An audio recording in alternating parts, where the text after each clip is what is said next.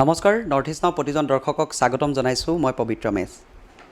আপোনালোকক জনাব বিচাৰিছোঁ 2021 নিৰ্বাচন সমাপ্ত হ'ল ৰাজ্যত দ্ৰুতগতিত বৃদ্ধি পাবলৈ ধৰিছে কোভিড আক্ৰান্তৰ সংখ্যা কিন্তু তাৰ মাজতে 2 মেলৈ অপেক্ষা কৰিছে প্ৰত্যেকটো ৰাজনৈতিক দলে কি হ'ব কাৰ ভৱিষ্যত কোনে দখল কৰিব দিছপুৰৰ পদুলি কিন্তু এই মুহূৰ্তত এটা কথা চৰ্চা চলিছে কোনে চৰকাৰ দখল কৰিব কোন দলে কিমান আসন পাব কোন প্ৰাৰ্থী বিজয় হ'ব কোন হেভিৱেট পাৰ্টি পৰাজয় হ'ব এই মুহূৰ্তত যেহেতু যোৱাকালি দিছপুৰ প্ৰেছ ক্লাবত আপোনালোক সকলোৱে চিনি পায় যেহেতু যাদু সম্ৰাট বুলি বিক্ৰম তালুকদাৰে তলা বন্ধ কৰিলে যেহেতু 2014 চনত তেখেতে তলা বন্ধ কৰিছিলে আৰু কিয়া প্ৰতীয়মান হৈছিলে যে যাক তেখেতে কৈছিলে যে চৰকাৰ আহিব হয় ঠিক সেইদৰে বিজেপি চৰকাৰ শাসনৰ গাদী দখল কৰিবলৈ সক্ষম হ'ল তেখেতৰ সমীক্ষা ওলালে শুদ্ধ কিন্তু আজি মই তেখেতৰ ওচৰত উপস্থিত আছোঁ আৰু তেখেতৰ পৰা জানিবলৈ বিচাৰিম যেহেতু 2014 চনৰ দৰে এইবাৰো তেখেতে যোৱাকালি বন্ধ কৰিলে তলা আৰু বিভিন্ন সংবাদ মাধ্যমৰ হাতত গতালে চাবি আপোনালোকে ৰ'ব নালাগে 2 মেলে আগতীয়াকৈ আমি যেহেতু তেখেতক কাষত পাইছোঁ আৰু তেখেতৰ পৰা জানিবলৈ বিচাৰিম কেনেকৈ এই কৰ্মবোৰ বা এনেকুৱা মৰখাহ বুলি ক'লেও ভুল কোৱা নহ'ব যিহেতু যাক লৈ বৰ্তমান চৰ্চা চলি থাকে হাই কাজিয়া হৈছে কোন জিকিব কোন হাৰিব সম্পূৰ্ণ চৰ্চা চলি আছে তেখেত যেহেতু উপস্থিত আছে পোনে পোনে তেখেতৰ কাষলৈ যাব বিচাৰিছোঁ তেখেতৰ পৰা জানিব বিচাৰিম পোনপোনে স্বাগতম জনাইছোঁ নৰ্থ ইষ্ট নাওলৈ নমস্কাৰ সকলোকে স্বাগতম জনাইছোঁ আৰু নৰ্থ ইষ্ট নাওৰ যিসকল দৰ্শক আছে সকলোকে স্বাগতম জনাইছোঁ এয়া হৈছে বিক্ৰম তালুকদাৰ বিশেষকৈ আপোনালোকক চিনাকি কৰি দিয়াৰ প্ৰয়োজন নাই প্ৰত্যেকজন অসমবাসীয়ে চিনি পায় সকলোৱে চিনি পায় তেখেতক এটা বিশেষ সুকীয়া স্থান আছে তেখেতৰ যাদুৰ জৰিয়তে সকলোৰে আগত পৰিচিত হ'বলৈ তেখেত সক্ষম হৈছে আৰু কেইবাটাও তেখেতে সমীক্ষা এতিয়ালৈকে শুদ্ধ বুলি পৰিগণিত হৈছে প্ৰথমেই মই জানিব বিচাৰিছোঁ আপোনাৰ পৰা এই যিটো আপুনি এটা মৰখাহ বুলি ক'লেও ভুল কোৱা নহ'ব আপুনি খুব কনফিডেণ্টলি কামবোৰ কৰে 2014 চনৰ দৰে এইবছৰ তলা বন্ধ কৰিলে যোৱাকালি পোনপ্ৰথমে জানিব বিচাৰিছোঁ কি ক'ব এই মুহূৰ্তত হয় 2014 আৰু 2019ত লোকসভাৰ বাবে আমি এই সমীক্ষা আগবঢ়াইছিলোঁ একজেক্টলি ৱৰ্ডটো মৰহাহে হ'বগৈ কিয়ৰ কাৰণে হ'ব কাৰণ লোকসভাত আসন একেবাৰে সীমিত বুলি ক'ব পাৰি কাৰণ 14খন আসন মাত্ৰ আৰু আমি বিধানসভালৈকে যোৱাৰ লগে লগে তাতে 126খন আসন আহি পায় 126খন আসনৰ আমি যেতিয়া সমীক্ষা উলিয়াবলৈ গৈছিলোঁ ক'ৰবাত নহয় ক'ৰবাত এনেকুৱা লাগিছিলে যে আমি সঁচাকৈ এটা নকৰিবলগীয়া কাম কৰি পেলালোঁ নেকি ইমান কম সময়ৰ ভিতৰত আমি এই 126খন আসনৰ সমীক্ষা শেষ কৰিব পাৰিম নে নোৱাৰিম কিন্তু এই মেজিকেল প্ৰেডিকশ্যনৰ টীমে মোৰ টীমটোৱে খুব ভাল কাম কৰিলে ৰাতি দিনে কাম কৰিছে আমাৰ গোটেই টীমটোৱে খুব ভাল এটা সহযোগিতা দেখুৱালে আৰু আমি একেবাৰে সঠিক সময়ত আমি সম্পূৰ্ণ সমীক্ষাটো গণনাবোৰ কৰি বা ডাটা কালেকশ্যন কৰি আমি সম্পূৰ্ণ শেষ কৰিবলৈ সক্ষম হ'লোঁ আৰু আশা কৰিছোঁ 2014 2019ৰ দৰে 2021তো আমি একেবাৰে শুদ্ধ সঠিক আৰু 100% নিৰ্ভৰযোগ্য আমি সমীক্ষা আগবঢ়াম বুলি আমি একেবাৰে দৃঢ় বিশ্বাসী এই মুহূৰ্তত সুধিব বিচাৰিছোঁ এটা ভয়ৰ কাৰণ সকলোৱে ভাবি আছে 2021 নিৰ্বাচন কি হ'ব কোনে মাৰিব সেই হাঁহি কিন্তু আপুনি যিটো কাৰ্য কৰিবলৈ গৈছে যদি কেনেবাকৈ নহয় সেইটো সমীক্ষা যদি ভুল প্ৰমাণিত হয় আপোনাৰ কি হ'ব হয় সেইটো আচলতে এটা ডাঙৰ প্ৰশ্ন এইটো কৌটিটকীয়া প্ৰশ্ন কাৰণ এইটো মোৰ জনাৰ নহয় মই পলিটিচিয়ান নহয় মই ধৰক সমীক্ষাবিদো নহয় মই হ'লো এক্সিট পলো নহয় অপিনিয়নো নহয় অপিনিয়ন পলো নহয় এক্সিট পলো নহয় বা মই ৰাজনীতিৰ লগত জড়িত সক্ৰিয়ভাৱে জড়িত ব্যক্তি এজনো নহয় মই এজন যাদুশিল্পী এতিয়া যাদুশিল্পীয়ে যেতিয়া কৰিছে বা যাদুশিল্পী হিচাপে যেতিয়া মই কামটো আগবঢ়াইছোঁ তেতিয়াহ'লে আমি আমাৰ সন্মান আমাৰ ইমান দিনৰ যি সাধনা 25 বছৰীয়া সাধনা আমি এটা ৰাইজৰ ওচৰত বিশ্বাসত আমি এৰি দিবলগীয়া হৈছে যে যদি কোনোবা ৰাজনীতিবিদে এই কথাষাৰ ক'লে হয়তো মিলিলেও বা নিমিলিলেও তেওঁৰ কথাষাৰ ইমান মানে গুৰুত্ব সহকাৰে নহ'ব কিন্তু আমাৰ কথাষাৰ আখৰে আখৰে ফলিয়াব লাগিব সেইটো আমি একেবাৰে আমাৰ আগত আমি ৰাখিছোঁ যে আমাৰ সন্মান আমাৰ যি ইমান দিনৰ যি কষ্ট সেই অথলে যাব যদিহে তাতে 1%ও নিমিলে আমি 100%ৰ 1%ৰ তলত আহিব বিচৰা নাই ইমান দিনে আমি 100% আছোঁ আমি আশা কৰিছোঁ যে 100% আমি হয় আৰু সেইটোৰ কাৰণে আমি কষ্ট কৰিছোঁ এনেকুৱা নহয় মই এইখিনিতে জনাব বিচাৰিছোঁ যে বহুতে ভাবে হয়তো আমি চকু বন্ধ কৰিলোঁ, যাদু তন্ত্ৰ মন্ত্ৰ মাৰিলোঁ, ভূত প্ৰেত মাতিলোঁ, তেওঁলোকে এক পিনৰ পৰা আমাৰ কাণত আহি কৈ গ'ল বা চকুৰ মানে বন্ধ কৰাৰ লগে লগে আমি দেখা পালোঁ,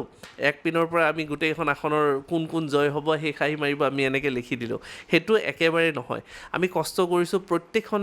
জিলাত গৈছোঁ, প্ৰত্যেকটো সমষ্টিত গৈছোঁ, প্ৰত্যেকজন প্ৰাৰ্থীক আমি লগ ধৰিবলৈ চেষ্টা কৰিছোঁ। আমি ইতিমধ্যে 90%তকৈ বেছি প্ৰাৰ্থীক আমি লগ ধৰিছোঁ।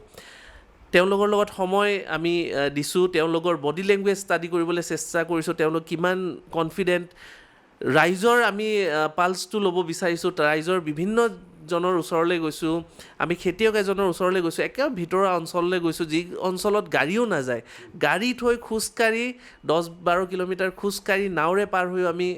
মানে চেম্পল কালেক্ট কৰিবলৈ গৈছোঁ, যেনেকৈ চেম্পল কালেক্ট কৰা হয়। আৰু সেইবোৰে হৈছে আমাৰ মানে সাহসৰ বা কনফিডেণ্টৰ মানে আমাৰ সম্বল। সেই সম্বলখিনিকে লৈ আমি আগবাঢ়িছোঁ আৰু প্ৰত্যেকখন জিলাত, প্ৰত্যেকখন সমষ্টিত আমি যেতিয়া ঘূৰিছোঁ, আমি এটা ছবি দেখিছোঁ। কাৰণ সমষ্টিখনত যাই আমি যেতিয়া মানুহৰ লগত কথা পাতোঁ, তাৰে যিবোৰ প্ৰাৰ্থী আছে তেওঁলোকৰ লগত কথা পাতোঁ, তেতিয়াই আমাৰ ছবি এখন স্পষ্ট হয় যে কোনে সেই খাই মাৰিবলৈ সাজু হৈছে, কোনে কনফিডেণ্টলি খেলিছে, কোনে কিমান আগবাঢ়িছে, কোনে কাৰ ৰণনীতি একদম ষ্ট্ৰং, একদম এটাৰ পিছত এটা ৰণনীতি আছে, আৰু কোনে মানে জাষ্ট কৰিব লাগে কাৰণে কৰিছে। তেতিয়াই এখন লিষ্ট মোটামুটি সাজু হৈ যায়। তথাপিও আমি প্ৰত্যেকটো চেক কৰিছোঁ, আমি এষ্ট্ৰলজিকেলিও চাইছোঁ কাৰ এইবাৰ ৰাশি চক্ৰত কাৰ আছে, কাৰ বুধাদিত্য যোগ আছেনে নাই, ৰাজযোগ আছেনে নাই, ৰাজভোগ কৰিব পাৰিবনে নোৱাৰে, সেইটোলৈকে আমি গণনা কৰি চাইছোঁ। মানে প্ৰত্যেকটো বস্তুৰে আমি তন্নকৈ বিশ্লেষণ এটা কথা ক'ব লাগিব, সাংবাদিকসকলে যেনেকৈ নিৰ্বাচনৰ আগত অপিনিয়ন পুল উলিয়ায়, অপিনিয়ন বিচাৰে যে কোন কাৰ চৰকাৰ হ'ব, আপুনি বিচাৰে নে নিবিচাৰে, কিন্তু আপোনালোকক ঠিক সেইদৰে ফিল্ডত গৈ মানে কিছুমান চাবলগীয়া হয় বস্তু, তাৰ ভিত্তিতে ক'বলগীয়া হয়। কিন্তু এই মুহূৰ্তত মই জানিব বিচাৰিছোঁ আপোনাৰ পৰা, হেভি ৱেট পাৰ্টি খুব চৰ্চা চলে, হেভি ৱেট পাৰ্টি, কিন্তু হেভি ৱেট পাৰ্টি আপোনাক যদি এই মুহূৰ্তত শুনো, পৰাজয় বৰণৰ কিবা আশংকা আছেনে নাই? হয়, হেভি ৱেট পাৰ্টি এইবাৰ পৰাজয় নিশ্চয় 2-এজনৰ আমি দেখিম। তেওঁলোকে বিধানসভাৰ মজিয়ালৈকে আগ নাবাঢ়িব পাৰে। এনেকুৱা হেভি ৱেট প্ৰাৰ্থীৰ ভিতৰত আমি যদি ধৰোঁ, তেতিয়াহ'লে আমি ধৰিব পাৰোঁ যে দলৰ মানে প্ৰতিনিধি নহয়, শীৰ্ষববীয়া দল এটাৰ শীৰ্ষববীয়াও আমি হয়তো এইবাৰ বিধানসভাৰ মজিয়ালৈ আমি দেখা নাপাম। তেওঁলোককে আমি নিশ্চয় হেভি ৱেট বুলি ধৰোঁ। সেনেকুৱা ধৰণৰ নিশ্চয় এইবাৰ ঘটিব। আমি দেখিছোঁ, আমাৰ যিখিনি গণনা কৰিছোঁ, আমি যিখিনি সমীক্ষা কৰিছোঁ, আমি যিখিনি গ্ৰাউণ্ড ৰিপৰ্ট পাইছোঁ, আৰু আমি যিখিনি দেখিছোঁ, তাৰ ফলত আমি ক'ব পাৰোঁ যে এইবাৰ হেভি ৱেট প্ৰাৰ্থী 2-এজন আমি হয়তো বিধানসভাৰ মজিয়াৰ পৰা আমি হেৰুৱাম। কিন্তু এটা কথা, কোনো বিজেপি কংগ্ৰেছ বুলি নহয়, হেভি ৱেট মানে শীৰ্ষ নেতৃত্ব যি দলৰে নহওক লাগিলে। কিন্তু এইখিনিতে মই যদি কেনেবাকৈ পাৰোঁ, আপুনি যিহেতু কালি বাকচ বন্ধ কৰিছে, সৰু যদি কিবা আমি দৰ্শকক দেখুৱাব পাৰোঁ সেই বস্তুটো, আপুনি যদি এটা যাদুৰ কিবা প্ৰেডিকশ্যন যদি আমাক খুব সহজে দেখুৱাব পৰা হয়, যদি দেখুৱাই দিয়ে ভাল পাম। ঠিক আছে, মই এটা চেষ্টা কৰোঁ। মানে প্ৰেডিকশ্যন বুলি ক'লে একচুৱেলি মানুহে ভাবে যে কেনেকুৱা ধৰণৰ বস্তু কি হয়, সেইটো কাৰণে মই বিশেষ বস্তু এটা মই দেখুৱাব বিচাৰিছোঁ। একেবাৰে হয়, মই একেবাৰে সাধাৰণ বস্তু কেইটামান মই লৈছোঁ। এটা সৰু টেমা লৈছোঁ, হয়, সৰু টেমা এটা লৈছোঁ, আপোনালোকে নিশ্চয় দেখিছে, একেবাৰে সাধাৰণ টেমা, চালে হ'ল গোটেই টেমাটো, খালী টেমা। মই তথাপিও যিহেতুকে কৰোণাৰ হেৰি আছে, মই গোটেইখিনি মই চেনিটাইজ কৰি লৈছোঁ এবাৰ বাৰু, চেনিটাইজ কৰি লৈছোঁ। এইটো খুব দৰকাৰী হৈ যায় আজিৰ দিনত। হয়,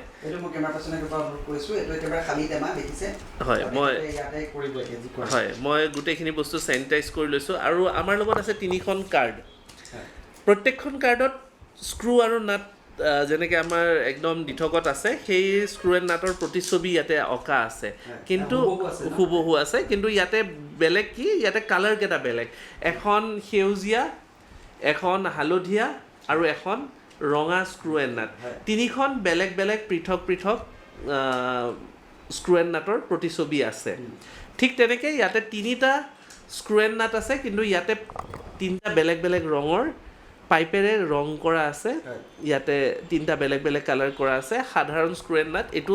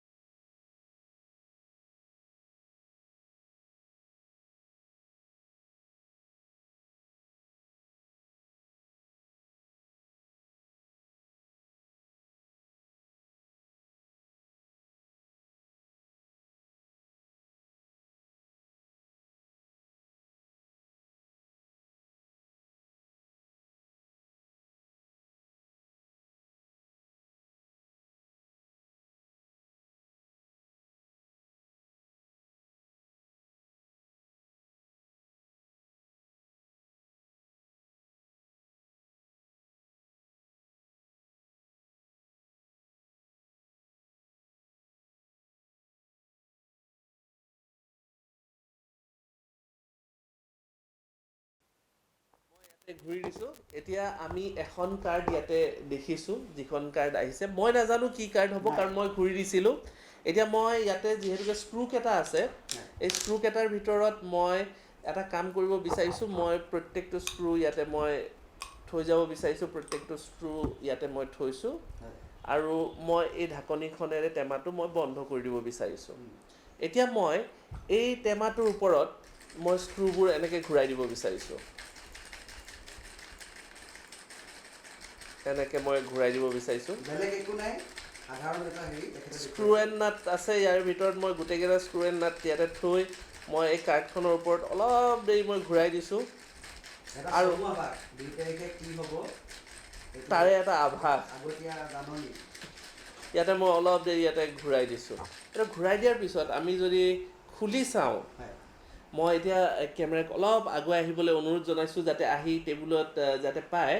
মই যদি ইয়াতে খুলি মই ইয়াতে যদি দিওঁ এটা নাট খোলা খাইছে এটা নাট এটা ৰঙৰ নাট খোল খাইছে মই যদি স্পষ্টকৈ দেখুৱাব খোজোঁ সেউজীয়াটো খোল খোৱা নাই ৰঙাটো খোল খোৱা নাই অকল হালধীয়া নাটটোহে খোল খাইছে টেমাৰ ভিতৰত অকল হালধীয়া নাটটো খোল খাইছে তাৰ মানে আমি প্ৰেডিক্ট কৰিব পাৰোঁ যে এইখন কালাৰ যিটো কালাৰৰ কাৰ্ড হয় সেইখন হালধীয়াই হ'ব লাগিব আমি চাওঁ আৰু এইখন একজেক্টলি হালধীয়াখনেই ওলাইছে আৰু এইটোৱে যে প্ৰেডিকশ্যনৰ এটা ধৰক আনুমানিক আমি যিটো কৌশল সেইটোৱে আমি এইখন কাৰ্ড মই ছিলেক্ট কৰিছিলোঁ কেমেৰা আৰু মই বন্দী হৈ আছিলোঁ ইয়াত তেখেত সিফালে মূৰ কৰি আছিলে ইয়াতে প্ৰমাণ হ'ল সেই নটটো যেতিয়া খোল খালে টেমাটোৰ ভিতৰৰ পৰা আৰু তেখেতে ক'লে যে সেই কালাৰটোৰে এইখন কাৰ্ড হ'বহো এইখন কাৰ্ডেই মই ছিলেক্ট কৰিছিলোঁ কিন্তু প্ৰতীয়মান হ'ল তেখেতৰ যিটো কৰিলে সেইটো শুদ্ধ মই কিন্তু ভুল নহয় কিন্তু তেখেত শুদ্ধ হ'ল এটা কথা ইয়াৰ পৰা এটা কিন্তু আভাস পোৱা যায় যে 2021 নিৰ্বাচন অৰ্থাৎ 2 মে সেই তলাটোৰ ভিতৰত তেখেতে যিটো কৈছে ভৱিষ্যতবাণী নহয় কিন্তু সমীক্ষা তেখেতৰ এটা সমীক্ষা সেইটো আৰু কোনো ধৰণৰ অপিনিয়ন বা এক্সিট পোলো নহয় কিন্তু ইয়াৰ পৰা এটা প্ৰমাণ কৰিব পাৰি যে 2 তাৰিখে হয়তো কাৰোবাৰ যদি ভৱিষ্যত ফুলিব বুলি কৈছে তেতিয়াহ'লে যাদু সম্ৰাট বিক্ৰম তালুকদাৰৰ যি ভাষ্য বা যি উক্তি কৈছিলে সেইটো কিন্তু প্ৰতীয়মান হ'ব এইখিনিতে মই আপোনাৰ পৰা জানিব বিচাৰিছোঁ তলাটো আপুনি বন্ধ কৰিলে কাৰ চৰকাৰ হোৱাৰটো আশংকা আছে বা বিচাৰিব বা কি বন্ধ কৰিলে হয় এইখিনি মই জনাই থ'ব বিচাৰিছোঁ আমাৰ ইলেকশ্যন কমিশ্যনৰ প্ৰত্যেকটো প্ৰট'কল মেইনটেইন কৰি তেওঁলোকে জনাইছে কোনো ধৰণৰ আমি প্ৰি এক্সিট পোল বা অপিনিয়ন পোল বা প্ৰি প্ৰেডিকশ্যন আমি কোনো ধৰণৰ আগতীয়াকৈ আমি দিব নোৱাৰোঁ বা নালাগে আমি তেওঁলোকক সন্মান জনাইছোঁ কিন্তু তথাপিও আমি ধৰক আমাৰ মই সেনেকৈ ডাইৰেক্টলি আমি একো ক'ব নিবিচাৰোঁ কিন্তু আমি হয়তো চৰকাৰ সলনি হোৱাৰ একো সেনেকুৱা ধৰণৰ দেখা নাই প্ৰেক্টিকেল ফিল্ডত কিন্তু তথাপিও এটা কথা আছে যে ইমান সহজ নহ'ব নেক টু নেক ফাইট দেখিছোঁ খুব ষ্ট্ৰং যুঁজ হ'ব মানে প্ৰকৃত অৰ্থত যিটো শব্দ ইউজ কৰা গৈছে যে খেলা হ'ব আৰু ইমান কিন্তু এই মুহূৰ্তত মই যদি সোধোঁ অসমৰ মুখ্যমন্ত্ৰী কোন হ'ব হয় এইটো এটা জটিল প্ৰশ্ন আৰু জটিল উত্তৰ ইয়াৰ দিব মই বিচৰা নাই কাৰণ মুখ্যমন্ত্ৰী বুলি ক'লে চাওক মুখ্যমন্ত্ৰী বুলি ক'লে কেৱল জনপ্ৰতিনিধিসকলৰ কথা নহয় বা ৰাইজৰ কথা নহয় শীৰ্ষ নেতৃত্বৰ কথা আছে দলৰ শীৰ্ষ নেতৃত্বৰ কথা আছে নিৰ্বাচনৰ কথা আছে মুখ্যমন্ত্ৰী কাক ৰাখিব কাক প্ৰক্ষেপ কৰিব বিচাৰিছে এইটো এটা জটিল প্ৰক্ৰিয়া ইয়াৰ খালি আমি উমান ল'ব পাৰোঁ যদি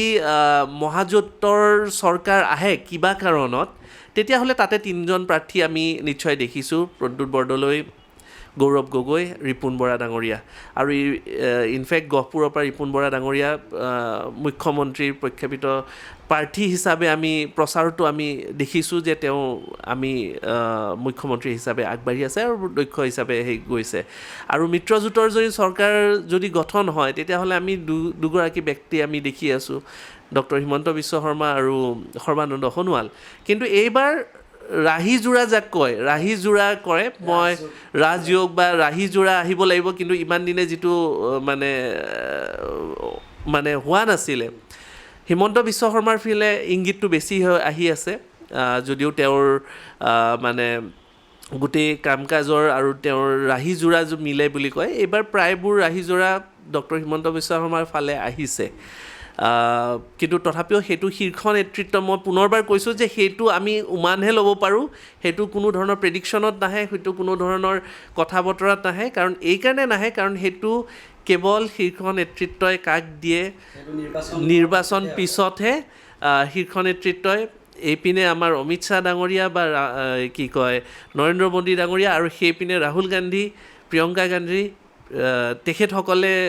বা সোনিয়া গান্ধী তেখেতসকলে লোৱা মানে ডিচিশ্যনৰ ওপৰতহে ভিত্তি কৰিব। এটা কথা কিছুদিনৰ পূৰ্বে এখন সত্ৰৰ সত্ৰাধিকাৰে কৈছিলে যে হিমন্ত বিশ্ব শৰ্মাৰ এইবাৰ ৰাজযোগ নাই, তেখেত মুখ্যমন্ত্ৰী নোহোৱাটোৱে ভাল। তেতিয়াহ'লে এই মুহূৰ্তত যিটো কথা কৈছে আপুনি, ৰাজযোগ দেখিবলৈ পোৱা গৈছে বা তেখেতৰ ফালে গৈছে, এইটো কিমান দূৰ হ'ব? হয়, ৰাজয়োগ বুলি ক'লে চাওক, ৰাজয়োগ বুলি ক'লে ৰাজয়োগৰ 10টা ভাগ আছে। ৰাজয়োগৰ আমি 10টা ভাগ দেখোঁ। এতিয়া 10টা ভাগৰ ভিতৰত বুধাদিত্য এটা ভাগ আছে, বেলেগ বেলেগ ধৰণৰ ভাগ আছে, কিন্তু এইবাৰ তেওঁৰ ৰাহিযোৰা মিলিছে,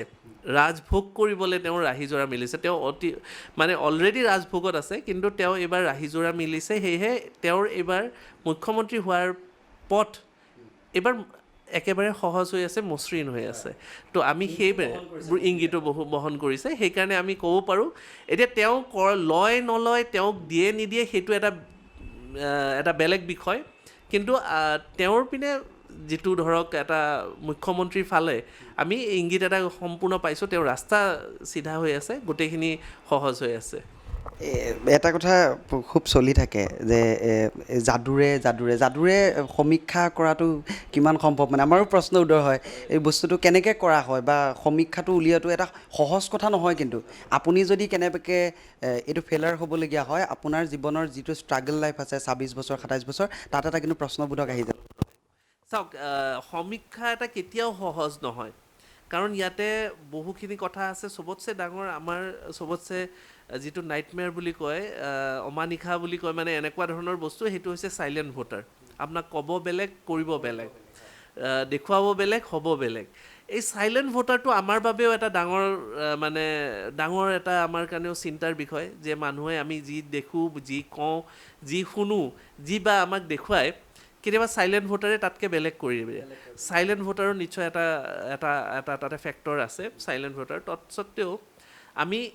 যাদুৰে সম্পূৰ্ণ যাদুৰে বুলি ক'ব নোৱাৰোঁ, কাৰণ ইয়াতে মই এটা সম্পূৰ্ণ সংমিশ্ৰণ কৰিছোঁ।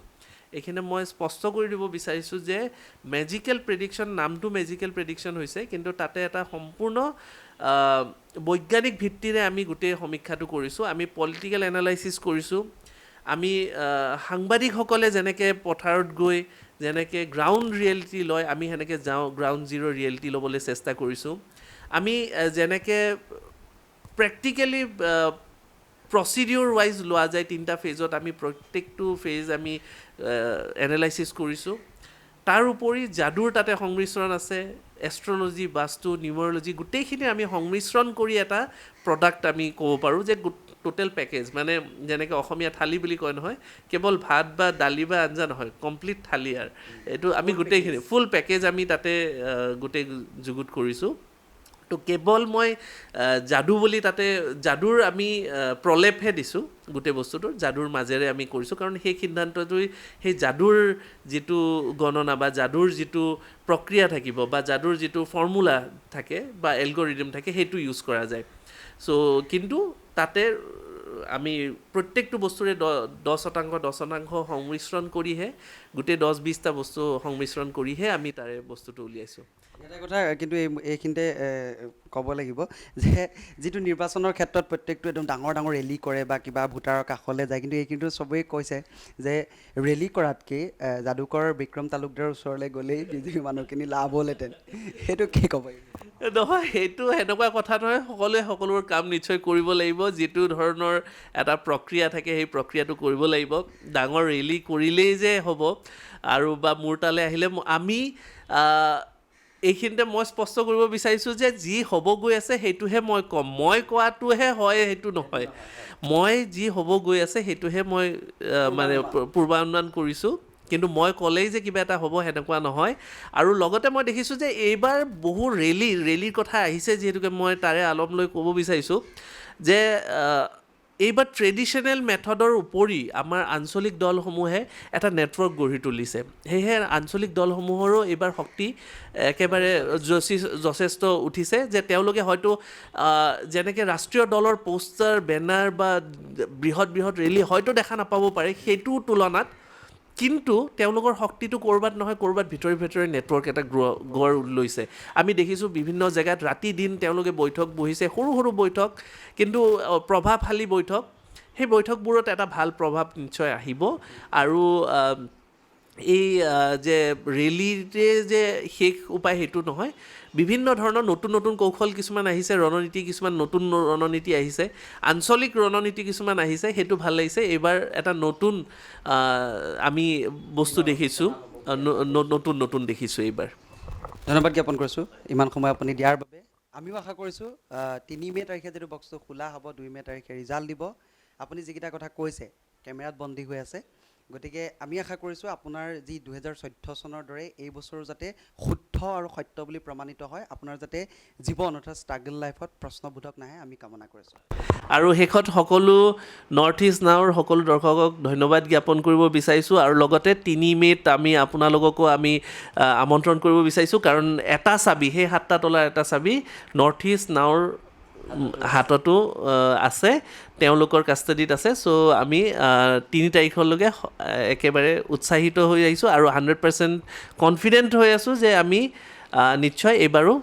100% শুদ্ধ আৰু নিৰ্ভৰযোগ্য এক সমীক্ষা আগবঢ়াব পাৰিম বুলি ধন্যবাদ জ্ঞাপন কৰিছোঁ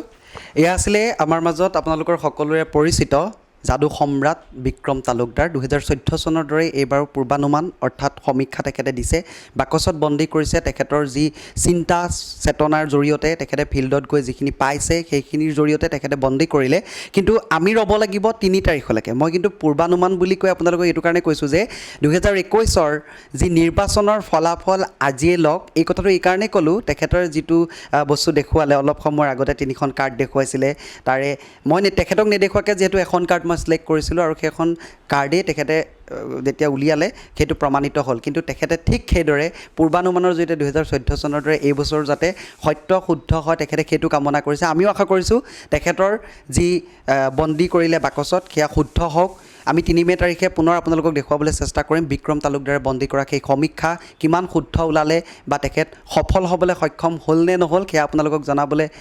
বিচাৰিম আৰু তেতিয়ালৈকে আপোনালোক ৰ'ব লাগিব 3 মে' তাৰিখলৈকে কিন্তু এই মুহূৰ্তত আমাৰ মাজত যিহেতু আছিলে বিক্ৰম তালুকদাৰ তেখেতক ধন্যবাদ জ্ঞাপন কৰিছোঁ আৰু পুনৰবাৰ সকলো নৰ্থ ইষ্ট নাও প্ৰতিজন দৰ্শকক ধন্যবাদ জ্ঞাপন কৰিছোঁ আমাৰ এই অনুষ্ঠান চাই থকাৰ বাবে সদশেষত এটা কথা কওঁ 2 মে' তাৰিখে যিহেতু ৰিজাল্ট ঘোষণা কৰা হ'ব বিজেপিৰ যিসকল হেভিৱেট পাৰ্টি আছে তেখেতলোকে কালি যিহেতু সৰ্বদলীয় বৈঠক হৈছিলে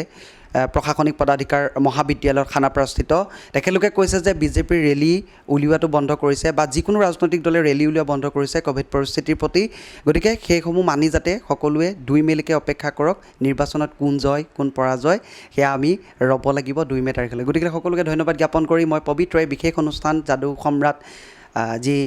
বিক্ৰম তালুকদাৰৰ সৈতে আছিলে বিদায় মাগিছোঁ এই অনুষ্ঠানৰ মাজৰ পৰা চাই থাকিব নৰ্থ ইষ্ট নাও